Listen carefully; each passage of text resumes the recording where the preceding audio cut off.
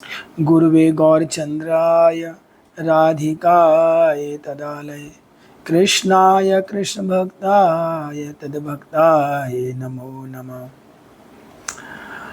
मैं अपने गुरुदेव के चरणों में असंख्य कोटि दंडवत प्रणाम करते हुए उनसे अहेतु की कृपा की प्रार्थना करता हूँ। इसके अलावा समस्त वैष्णवी के चरणों में दंडवत प्रणाम करते हुए उनसे भी अहेतु कृपा की प्रार्थना करता हूँ। हरे कृष्ण। हम लोग श्रील सनातन गोस्वामी प्रभुपाद जी के बारे में समझ रहे हैं। वैसे तो हम कौन होते हैं समझने वाले? ये सब लोग भगवान के श्री राधा रानी की मंजरियाँ हैं। ये उस लेवल में है हम कभी नहीं पहुंच पाएंगे, ना हो पाएगा। हाँ, इनकी कृपा हम पर हो जाए तो हमारा जीवन थोड़ा सा भी सफल हो जाए, थोड़ा सा भी हमारा जीवन ठीक हो जाए तो कृष्ण कृपा या इन वैष्णव की कृपा है। जैसा कि मैं बार बार आपसे कह चुका हूँ, श्री वृंदावन धाम जो आज हमारा अच्छा लगता है हम जाते हैं। श्री वृंदावन धाम लगभग 550 साल पहले एक वृंदावन था, मतलब तुलसी जी का वन था। भगवान की लीलाएं जो भगवान ने वहाँ पर लीलाएं करी थी, वो सारी लीलाएं समय स्थिति के अनुसार दब के रह गई। कुछ आक्रांताओं की वजह से, कुछ कलयुग के प्रभाव की वजह से, बहुत सारे ऐसे कारण थे। ब्रजनाभ जी जब वहाँ के राजा थे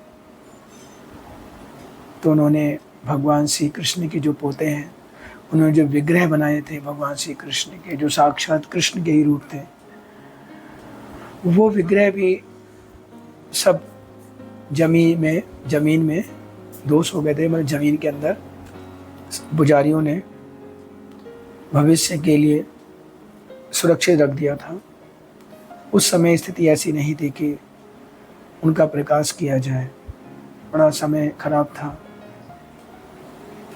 अद्वैताचार्य जी की प्रार्थना से भगवान श्री कृष्ण चैतन्य महाप्रभु के रूप में आए, श्री राधा भाव से आए और हम सबका उद्धार किया।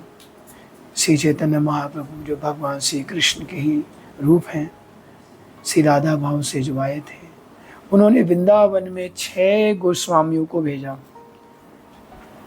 तो मैं बार बार कह रहा हूँ, ये 6 गोस्वामी जी की कथा, जैसे अगर जो लोग नहीं जानते हैं, जो लोग वृंदावन जाते हैं या इस ग्रुप में हैं या यूट्यूब क्लास के द्वारा सुन रहे हैं, तो वो लोग सोचते होंगे यार ये क्या कथा है, कैसी है, क्या है, समझ में नहीं आ रहा। तो मैं तब बोलूँगा, अगर आपको श्री राधा कृष्ण की कृपा प्राप्त करनी है, श्री राधा कृष्ण की भक्ति में आपको आगे बढ़ना है, इन 6 गोस्वामियों का जब तक आशीर्वाद आपको नहीं मिलेगा तब तक आप आगे बढ़ने में दिक्कत आएगी। इसलिए हमें 6 गोस्वामियों का जो हमारे हैं, जिन्होंने वृंदावन को सारा प्रकाश करा, जो आज वृंदावन है, हमें इनकी कृपा जरूर लेनी चाहिए और इनके बारे में जरूर जानना चाहिए। हरे कृष्ण। अभी हम लोग रूप गोस्वामी जी के बारे में समझ रहे हैं। श्री रूप गोस्वामी जी की जो वंश परंपरा है, श्रील जीव गोस्वामी जी ने अपनी भागवत पर टीका लघु वैष्णव तूषणी के में इस प्रकार वर्णन किया है। उन्होंने बताया कि कर्नाटक के एक राजा थे, सर्व जगत गुरु, और उनके पुत्र थे जिनका नाम था महाराज अनिरुद्ध। ऐसा तो अनिरुद्ध था, लेकिन वो भी राजा बने तो महाराज अनिरुद्ध हो गए। और इनके 2 पुत्र थे, एक पुत्र का नाम हरिहर और दूसरे पुत्र का नाम रूपेश्वर। हरिहर ने सारा राज्य ले लिया, तो रूपेश्वर जो दूसरे भाई थे, कर्नाटक छोड़कर अपने सब परिवार वहाँ से बंगाल में गंगा किनारे बारीसाल में आकर बस गए। वहाँ के राजा शेखरेश्वर के मित्र बन गए। उनकी 8 पुत्रियां और 5 पुत्र थे। उनके सबसे छोटे पुत्र मुकुंद थे। मुकुंद देव के पुत्र श्री कुमार थे। चूँकि ये राज परंपरा से हैं, कुमारदेव के पुत्र 5 पुत्र और 1 पुत्रियां थी, जिसमें से 3 पुत्र उनके मुख्य थे, जो आज भगवान के यही भक्त हैं। इनका नाम है क्रमशः अमर, संतोष और बल्लभ। ये 3 भाई, जिसमें से सबसे बड़े अमर बाद में यही सनातन गोस्वामी जी बने। अमर, संतोष श्री रूप गोस्वामी जी बने और बल्लभ श्री अनुपम गोस्वामी जी बने। दीक्षा के बाद इनका नाम इस प्रकार पड़ा। ये सभी लोग यजुर्वेदी भारद्वाज गोत्रीय ब्राह्मण थे, मतलब ये ब्राह्मण परंपरा से थे। इनके पूर्वज दक्षिण भारत के कर्नाटक से थे, जैसा कि मैंने अभी बताया, और ये सभी लोग भारद्वाज मुनि के वंश से थे। ये कर्नाटक के सबसे सम्मानित ब्राह्मणों में से थे और इनका जो राजवंश था कर्नाट राजवंश था। तो शुरू से ही राजवंश से संबंधित रहे, इसलिए राज परिवार के बच्चे होने की वजह से राज परंपरा को अच्छे से जानते थे। तो भविष्य में इनका जो लालन पालन हुआ इसी प्रकार से हुआ, मतलब राज परंपरा की जैसे हुआ। लेकिन स्थिति समय के अनुसार जब ये इनके जो भाई थे, तीनों भाई, तो मतलब मैंने जो बताया ना, अमर, रूप गोस्वामी के जो बड़े भाई अमर थे, और दूसरे भाई कौन थे? संतोष, और तीसरे भाई, तीनों भाई बचपन से ही भगवान श्री हरि की भक्ति में निपुण थे। इन तीनों भाइयों को मतलब होता ना, अब ये सब कृष्ण कृपा रहती है। वैसे तो कोई जन्म से ही भगवान का भक्त बनता है, कोई थोड़ा समय स्थिति के अनुसार उसको कोई याद दिलाता है तो बनता है, कुछ लोग बहुत समय के बाद बनते हैं। कुछ नहीं कह सकते कब किस पर भगवान की कृपा आ जाए। लेकिन ये तीनों भाई शुरू से ही भगवान के भक्त थे। लेकिन इनके जीवन में एक थोड़ा सा दिक्कत ये आई, जब ये थोड़ा बड़े हुए तो इनके पिता की अकाल मौत हो गई, मतलब जो कुमारदेव थे उनकी मृत्यु हो गई। तो तीनों भाई, जो इनके भाई क्या वैसे तो 5 भाई और 1 पुत्री थी, 1 पुत्री भी थी, लेकिन 3 भाई बड़े निपुण थे। तो इनके दादाजी पर बड़ी जिम्मेदारी आ गई, मुकुंद देव जी पर। तो मुकुंद देव जी उन्हें राम के लिए ले गए, तीनों भाइयों को, और कि उत्तम शिक्षा की व्यवस्था करें। भाई उन्होंने भी देखा कि सब भाइयों में कौन श्रेष्ठ हो सकता है, क्योंकि पढ़ना लिखना अध्ययन करना सबके भाग्य में नहीं होता है। हम देखते हैं कि कोई परिवार में ही कुछ बच्चे होते हैं तो कुछ भाई या बहनें पढ़ने में तेज होती हैं, कुछ भाई कितना भी समझा दो नहीं पढ़ते हैं, तो अपना अपना भाग्य होता है। तो 3 भाई जो हैं पढ़ने में बड़े विद्वान अच्छे थे। तो मुकुंद देव ने इन तीनों को, भाई यही सब इनके ये शिक्षा के योग्य बन रहे थे, इनकी शिक्षा की व्यवस्था करी। इनकी शिक्षा की उत्तम व्यवस्था के लिए मुकुंद देव, जो इनके दादाजी थे, राम केली में ले आए। और राम केली में रामभद्र वाणी विलास से व्याकरण किसे कहते हैं, संस्कृत की शिक्षा, व्याकरण पढ़ने के लिए नियुक्त किया। व्याकरण का पाठ करते ही होने पर जब व्याकरण में निपुण हो गए, हर तरह से भागवत, गीता, रामायण, जितने भी हमारे शास्त्र होते हैं उनमें बड़े निपुण, बड़े दक्ष हो गए। और कहते नहीं, वेद पाठी ब्राह्मण बोलते हैं जिसे, एक ब्राह्मण जो होता है सब वेदों और पाठों को जान जाता है। तो आज इनकी स्थिति ऐसी हो गई कि तीनों भाइयों की पूरी तरह से वेद पाठ के निपुण हो चुके थे। अब इनके जो दादा मुकुंद जी थे, इनकी शिक्षा और ज़्यादा करना चाहते थे। अगली शिक्षा के लिए नवद्वीप भेजा और तीनों भाइयों को वहाँ पर सार्वभौम भट्टाचार्य और उनके छोटे भाई विद्या वाचस्पति से न्याय आदि शास्त्रों का अध्ययन किया। न्याय शास्त्र मतलब राजनीति शास्त्रों का अध्ययन किया। जब ये सभी शास्त्रों में पूरी तरह से निपुण हो गए, अब परफेक्ट हर शास्त्र में, चाहे वो राजनीति हो चाहे वो धर्म हो, हर चीज़ में निपुण, परफेक्ट। तो मुकुंद देव जी ने कहा भाई अब तो राजकार्य के लिए ये योग्य बन गए हैं, लेकिन अभी एक ही दिक्कत है, इनको अरबी फारसी शिक्षा देना आवश्यक है। देखो उस समय जैसे आज के समय में ना, अगर हम देखते हैं कि पढ़ाई करने के लिए अंग्रेजी शिक्षा बहुत ज़रूरी है, और लोग पढ़ने के लिए अंग्रेजी ज़रूर सीखते हैं। जैसे किसी को कोई भी गवर्नमेंट जॉब, कोई कोर्स, डॉक्टर की पढ़ाई करनी है, इंजीनियर की पढ़ाई करनी है, मतलब कुछ भी किसी बड़े लेवल में जाना है, तो उसे अंग्रेजी की शिक्षा होना बहुत ज़रूरी है। हरे कृष्ण। तो ये समय स्थिति के अनुसार वर्तमान उस समय वही था कि अरबी फारसी को सीखना ज़रूरी था। मुकुंद देव चाहते थे कि ये बच्चे बड़े योग्य हैं, किसी अच्छे ऊंचे दर्जे, मतलब ऊंची पोस्ट पे जाएं। तो क्योंकि राजसी परिवार से शुरू से थे, तो राज वैभव का ही इनकी शिक्षा मिली। तो मुकुंद देव ने इन्हें अरबी और फारसी की शिक्षा देने के लिए अपने जो इनके मित्र थे, सप्तग्राम में रहते थे, उनका सैयद फर्गुद्दीन था, उनके पास भेजा। उनके पास वहाँ के मुल्लाओं थे, मुल्ला जो मौलवी थे, उनकी सहायता से इन्होंने अरबी और फारसी का भी संपूर्ण ज्ञान प्राप्त कर लिया। अब आप सोचिए कि तीनों भाइयों की शिक्षा कितनी अव्वल रही उस ज़माने में। जैसे आज के ज़माने में लोग पढ़ने के लिए कहाँ कहाँ जाते हैं, तो तीनों भाई बताओ कहाँ कहाँ पढ़ने गए। पहले रामकेली पढ़ने गए, फिर रामकेली के बाद नवदीप पढ़ने गए, फिर उसके बाद सप्तग्राम पढ़ने गए।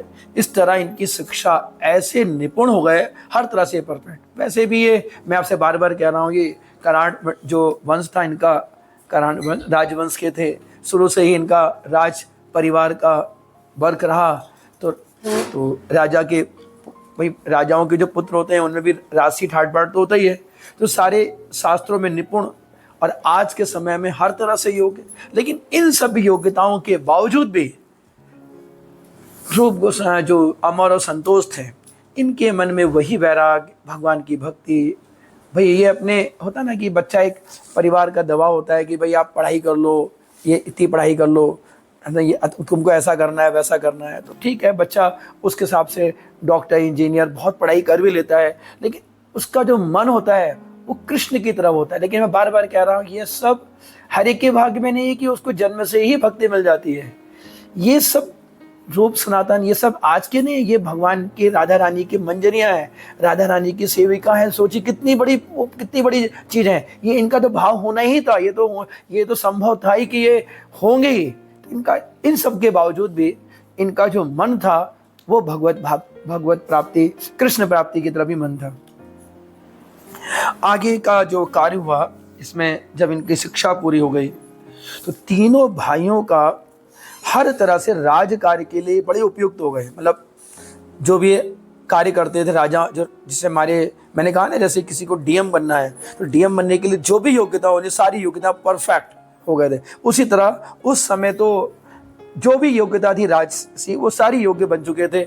उनकी विद्वता और बुद्धिमता की ख्याति चारों ओर फैल लगी। भाई इतने विद्वान थे, सब बैठ जाएं तो उनके आगे 50 लोग बैठ जाएं, उनसे जो वो कहते, उनकी मतलब किसी से कुछ कहते तुम्हारे सामने ऐसा होना है, तो वो बात सही हो जाती थी।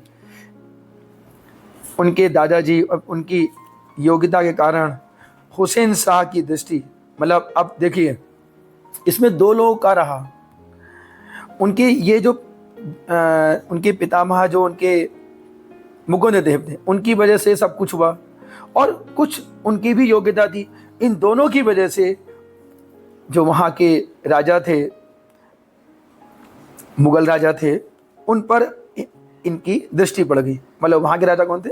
हुसैन शाह थे।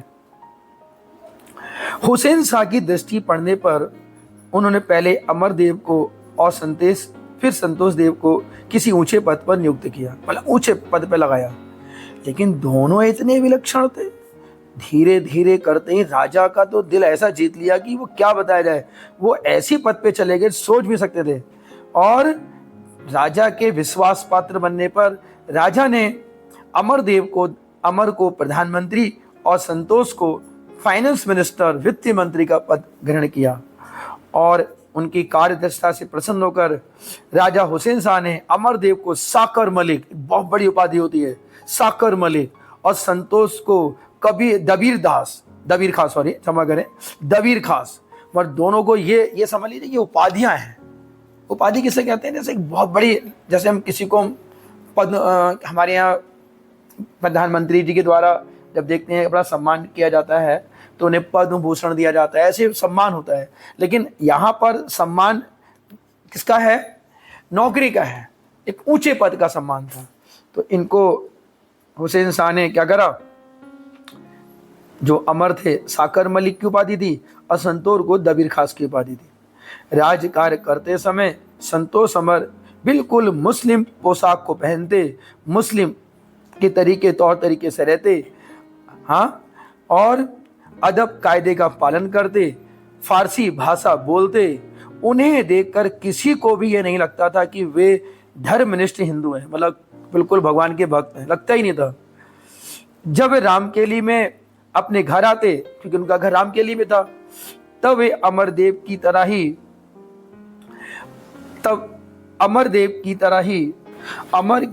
मतलब अमर, जैसे अमर क्या थे, अपनी वो राजकार्य में रहते और प्रधानमंत्री का कार्य करते थे।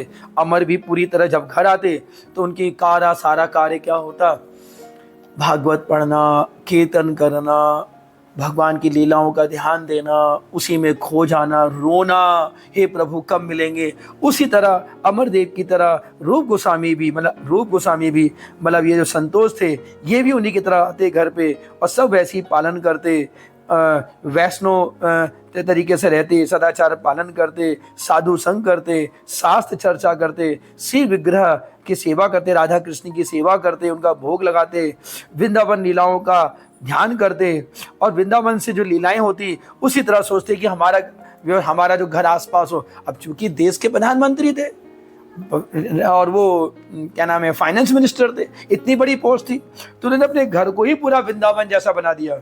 उन्होंने अपने घर पे क्या बना दिया, एक राधा कुंड बनाया अपने घर में, मतलब, और श्याम कुंड, ललिता कुंड, विशाखा कुंड, ये सारे सरोवर भी बना दिए उन्होंने, और उसको राधा कुंड की तरह ही उसको मानते, उस पर ध्यान करते, स्नान करते कि मैं राधा कुंड में स्नान कर रहा हूँ, मैं श्याम कुंड में स्नान कर रहा हूँ, मैं ललिता कुंड में स्नान कर रहा हूँ, मैं विशाखा कुंड में स्नान कर रहा हूँ। इस भाव से रहते, मतलब सोचिए कि कितनी बड़ी बात है।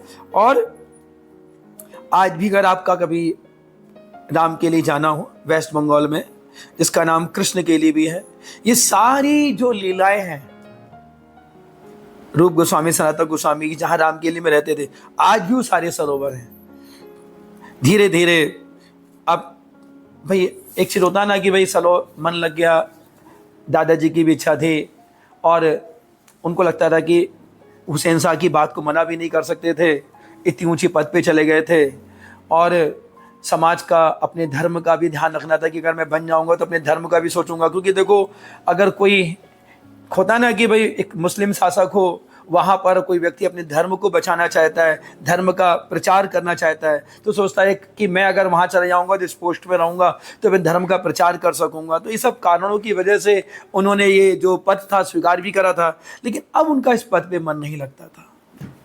बार बार इसी में सोचते कि हम जो ये कार्य कर रहे हैं ये ठीक नहीं है, मुझे भगवान की सेवा करनी चाहिए, सेवा, पूजा, अर्चना, इसमें उनका मन लगता था, और इस चीज़ में उनका मन नहीं लगता था।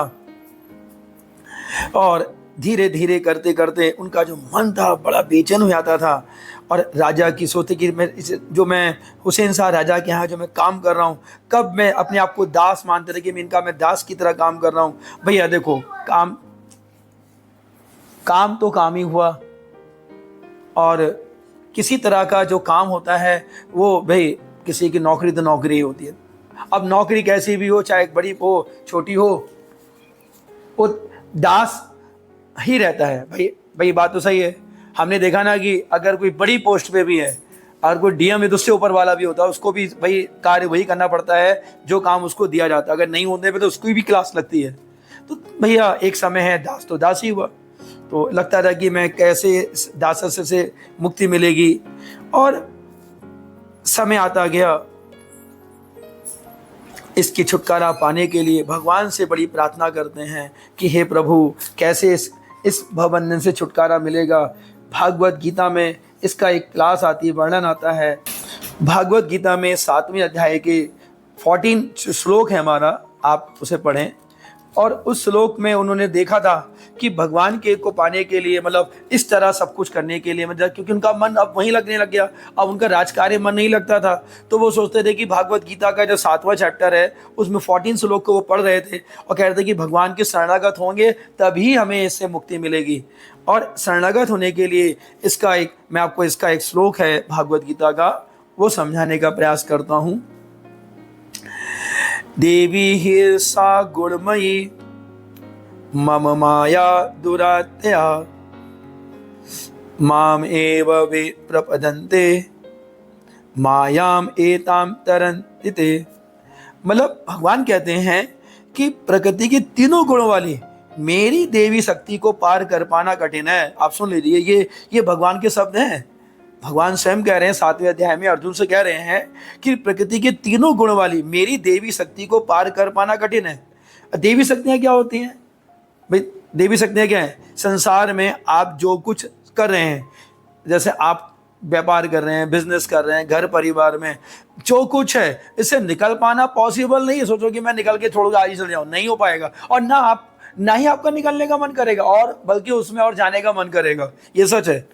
किंतु भगवान ये भी कह रहे हैं इससे निकल पाना कठिन है, लेकिन किंतु जो मेरी शरणागत होता है वे सरलता से इसे पार कर लेता है। अब इसका भगवान ने उपाय तो बता दिया है कि मेरी माया से तो पार कर नहीं पाते, भगवान की जो माया है इससे पार नहीं पा सकते, लेकिन जो मेरी शरणागत होता है इससे तुम पार कर सकते हो। अब भगवान की माया कैसी है? देखो, भगवान की जो माया है, जैसे कि अब आप माया का बता रहा हूँ, कहते हैं ना कि भगवान की माया, जैसे हम लोग कोई भी कार्य कर रहे हैं, हमारा खेलने में मन ज़्यादा लगता है, घूमने में ज़्यादा मन लगता है, गप्पे सप्पे लगाने में ज़्यादा मन लगता है। अभी हम कहें कि भैया 1 घंटे बैठ करके आज हरि नाम करना है, 1 घंटे बैठ के कीर्तन करना है, तो उसमें मन नहीं लगेगा। लेकिन हम कहें भाई ज़रा रील बना ली जाए, वीडियो बना ली जाए, अगर हम ये कहें कि भाई ऐसा करो आज हम घूमने जाएं, फिल्में देखने जाएं, हाँ पार्टी सार्टी करें, तो इसमें सब लोग एग्री हो जाते हैं, बड़ा मन लगता है। और अगर किसी को धर्म में कार्य में देखा जाए तो कम। हमने ये भी देखा है कि जब भी कोई धार्मिक कार्य होता है तो उसमें स्त्रियों की संख्या ज़्यादा होती है पुरुषों की अपेक्षा, मतलब स्त्रियाँ ज़्यादा होती हैं, पुरुष कम होते हैं। क्यों? लेकिन अब उसका जवाब ये होता है कि भाई पुरुषों के पास समय नहीं, समय नहीं है। अगर जिस शरीर को भगवान ने दिया है, ये मैं बार बार कह चुका हूँ, गरुड़ पुराण में आप सब ने प्रार्थना करी है, प्रभु इस जन्म में मैं भक्ति करूंगा, आपके पास आऊंगा, ये सब ने वचन दिया है। लेकिन आप सोच रहे हो कि नहीं, मैं तो व्यापार कर रहा हूँ, मेरे पास समय नहीं है। समय तो मिलेगा, समय कब मिलेगा? जब इस शरीर को हम छोड़ेंगे, समय मिलेगा, लेकिन तब तक बहुत लेट हो चुकी होगी। जैसे एक बच्चा एग्जाम की तैयारी करने को कहा जाए, भैया पढ़ ले, अच्छे से पढ़ाई कर ले, हाँ ते तू एग्जाम में पास हो जाएगा, लेकिन वही बच्चा अच्छे से पढ़ाई नहीं करता है, समझता ही नहीं है, हाँ, और एग्जाम का समय आता है तो पेपर में कुछ लिख नहीं पाता है और वो फेल हो जाता है। यही तरीका है, जब हमें मनुष्य शरीर मिलता है तो भगवान की भक्ति करने के लिए मिलता है, लेकिन हम क्या करते हैं, इस शरीर में रहते हुए वही काम करते हैं, अच्छा खाना, अच्छा पहनना, सोना, घूमना, गप्पे लगाना, जो भी कुछ अपने जीवन को ऐशो आराम में बिताना, और धन मिल जाए, जितना धन मिल जाए, आज एक घर है दूसरा घर मिल जाए और बड़ा घर मिल जाए, बड़ी गाड़ी मिल जाए, धन इसके पीछे ही भागते रहना, भागते धन के पीछे, कोई सीमा नहीं है। कभी व्यक्ति संतोष नहीं होता है। मैं आपको बार बार कह दूं, एक व्यक्ति 20,000 महीने कमाता है वो भी संतुष्ट नहीं है, 50,000 महीने कमाने वाला भी संतुष्ट नहीं है, 2 लाख महीने कमाने वाला भी संतुष्ट नहीं है। ये ध्यान रखिएगा, संतुष्ट तो कोई होता ही नहीं, कोई व्यक्ति अपने जीवन से संतुष्ट नहीं होता, लेकिन हाँ, और इसी के पीछे वो भागता रहता है। संतुष्ट वही है जिसने अपने आप को शरणागत भगवान के प्रति कर दिया है, वही संतुष्ट है। तो यहाँ पर जो भगवान का श्लोक है, देवी ऋषा गुणमयी मम माया दुरात्या माम एव य प्रपदन्ते मायाम एताम तरन्ति। प्रकृति के तीनों गुण वाली मेरी इस देवी शक्ति को पार कर पाना बहुत कठिन है, किंतु जो मेरी शरणागत होता है वे सरलता से पार कर जाता है। ऐसा क्या नाम है, रूप गोस्वामी जी जो हमारे संतोष जी हैं, इसको पढ़ रहे थे और वो समझ गए कि अब हमें शरणागत होना ही पड़ेगा, इस नौकरी से त्याग देना ही पड़ेगा। और नौकरी के त्याग के लिए अब वो अपने भाई सनातन गोस्वामी जी से कहते हैं कि मेरा जो मन है वो अब नहीं लगता है। इस प्रकार सनातन गोस्वामी जी ने महाप्रभु को पत्र लिखा और उनसे विनम्र प्रार्थना करी, हे महाप्रभु, हमारा मन माया में लगा हुआ है, हम कैसे इससे निकलें, कैसे भव सागर से पार हों। इसके लिए उन्होंने महाप्रभु से बहुत प्रार्थना करी। महाप्रभु ने उन्हें उत्तर में प्रतीक्षा करने का आदेश दिया और शीघ्र ही उन दोनों से मिलेंगे, ऐसा आश्वासन दिया। जब महाप्रभु वृंदावन जा रहे थे, राम के लिए आए, अमर और संतोष से पहली बार मिले। दोनों भाई महाप्रभु से मिलकर के बड़ा हर्ष हुआ, बड़ा प्रसन्नता हुई। महाप्रभु के सामने जब आए तो बहुत रोए, बहुत क्रंदन किया और महाप्रभु से प्रार्थना करी, हे प्रभु, आपने तो जगाई मघाई का उद्धार किया है, हमारा भी उद्धार कीजिए, हम तो उससे भी पतित हैं। महाप्रभु बड़े प्रसन्न हुए, बोले ठीक है, प्रतीक्षा करो, आपका शीघ्र ही उद्धार होगा। महाप्रभु ने उनको दीक्षा दी और अमर का नाम सनातन गोस्वामी रखा और संतोष का नाम रूप गोस्वामी रखा। तीसरे भाई वल्लभ, ये भी भगवान के बड़े भक्त थे, इनका नाम अनुपम गोस्वामी रखा। इस तरह तीनों भाइयों का दीक्षा पूरी हुई और महाप्रभु ने उनसे कहा, प्रतिज्ञा करो, प्रतीक्षा करो, मतलब कुछ समय इंतजार करो, एक शीघ्र ही तुम्हारा इस भवबंधन से मुक्ति मिल होगी और कृष्ण कृपा से तुम्हें उनकी भक्ति अवश्य प्राप्त होगी। ऐसा करके महाप्रभु राम के लिए में से उनको आश्वासन दे करके वहां से चले गए। अब तीनों भाई अपने जिस कार्य को करते थे वो भी करते थे, जैसे अमर प्रधानमंत्री की पोस्ट में थे उसको भी करते थे, रूप जो फाइनेंस मिनिस्टर थे वो भी कार्य करते थे। लेकिन एक दिक्कत थी कि अब इनका जो मन था पूरी तरह से कृष्णमय हो चुका था। महाप्रभु से मिलने के बाद तो अब तो बिल्कुल इनका मन नहीं लगता। किसी तरह अब सोचते थे कि मैं किस तरह से यहाँ से हम लोग बादशाह की नौकरी से हमें छुट्टी मिले और हम महाप्रभु का संग करें, वृंदावन जाएं और कृष्ण भक्ति में लीन हो जाएं। इस प्रकार से विचार करते हुए आगे का वो प्लान करते हैं, योजना बनाते हैं। इसके आगे की कथा हम आपको तीसरी क्लास YouTube के द्वारा देंगे। तब तक के लिए हरे कृष्णा कृष्ण कृष्ण हरे हरे, हरे राम राम राम हरे हरे।